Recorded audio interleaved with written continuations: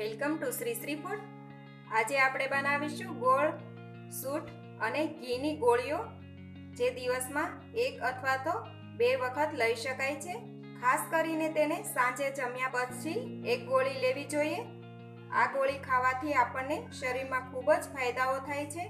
આમાં આપણે જે સૂંઠનો ઉપયોગ કરીશું એટલે કે સૂકા આદુનો પાવડર, જેમ આદુ કરતાં લગભગ 100 ગણો વધારે અસરકારક છે અને તે ખાસ કરીને શરીરમાં કફનાશક છે, એટલે કે શરદી જુકામમાં પણ ખૂબ જ ફાયદાકારક છે.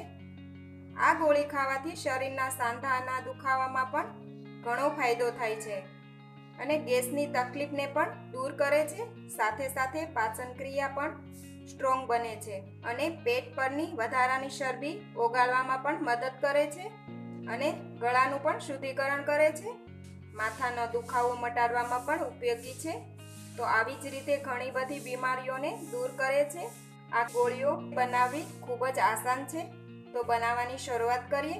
એ પહેલાં જો તમે હજી સુધી અમારી ચેનલ સબસ્ક્રાઈબ નથી કરી તો પ્લીઝ અહીંયા ક્લિક કરો એટલે સબસ્ક્રાઈબ થઈ જશે અને બેલ આઇકન પર ક્લિક કરશો એટલે તમને અમારા નવા વિડીયો મળતા રહે. અને વિડીયો પસંદ આવે તો પ્લીઝ લાઈક પણ કરો અને તમારા ગ્રુપમાં શેર પણ કરવાનું ભૂલતા નહીં.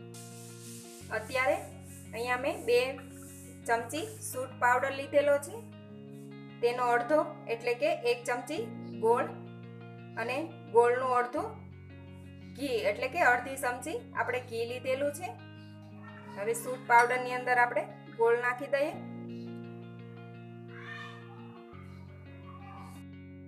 હવે તેમાં ઘી નાખીશું. બધું બરાબર મિક્સ કરી લઈએ. ગોળ સૂંઠ અને ઘી બરાબર મિક્સ થાય ત્યાં સુધી તેને સરસ રીતે આપણે મિક્સ કરી લઈએ. આ બધું જ મિશ્રણ એકદમ સરસ રીતે મિક્સ થઈ ગયું છે. હવે આપણે આ મિશ્રણમાંથી ગોળી વાળીને તૈયાર કરી લઈએ.